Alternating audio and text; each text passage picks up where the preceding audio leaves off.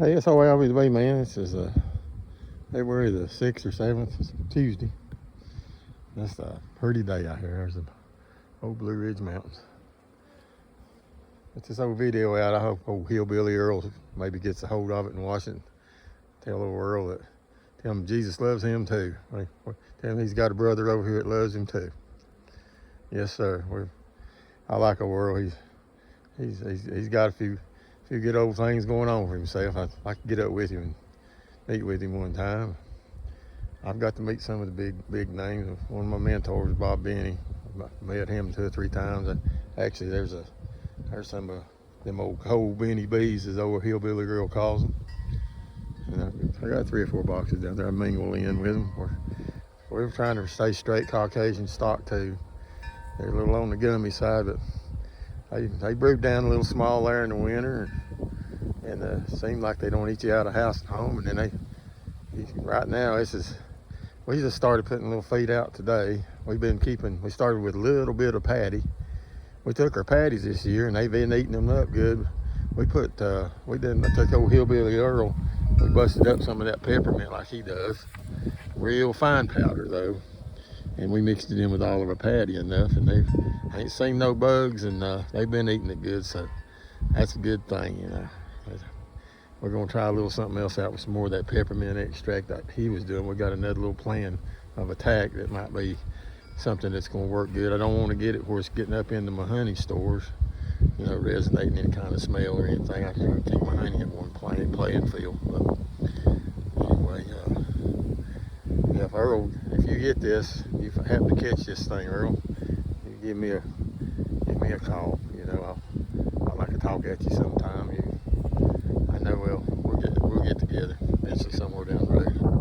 I got some ideas that maybe me and you put out together, maybe make a few old dollars on it or something. You never know. But hope your bees are doing good, Earl. Like I said today, we put out some thin syrup on ours. We put about 3 holes in our gallon jugs there, and give them something to start sparking that old queen up a little bit. We didn't put a whole lot of patty because they had a pretty good bunch of stores left.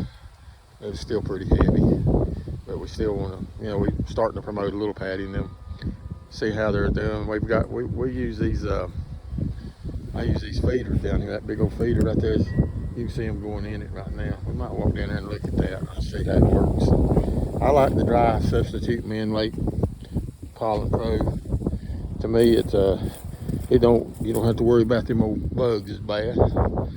This is some of my swarm catchers I've caught. I've caught over 50 swarms on these 3 little catchers right here in that one big bush down there. They like that big bush down there. It's dark. They'll climb in there and make big old ball bees. I don't have any swarms out of that thing. But this here's my pollen feeder.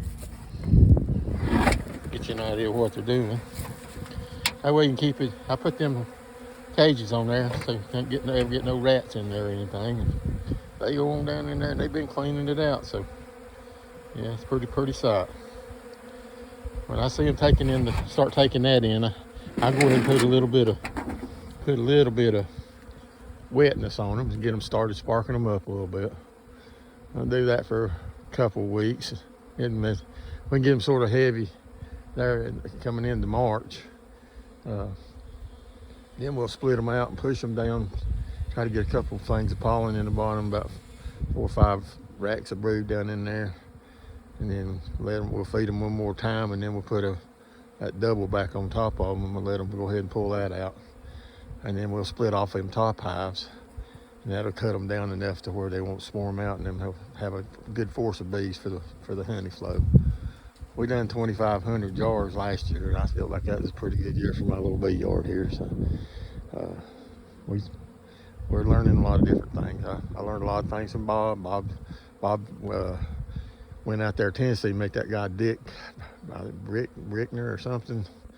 Anyway, he had that checkerboard method with your hives on the honey. Boy, it really boosted our honey up. It was a good thing.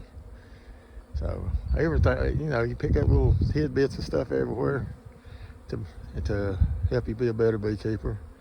And a lot of it's learning your territory, your weather, watching your patterns and what's coming in. I've learned weather means a lot on stuff, you know. It's like you don't want to split too early and not have enough bees. They get cold and kill them out. And if you do do them early, you better have a whole big old hive that you can split. That way, it's not going to hurt that hive, and then put enough bees in it to carry that hive. So, but anyway, that's how we be, man. Just thought I'd run that by you. It was our first feeding today.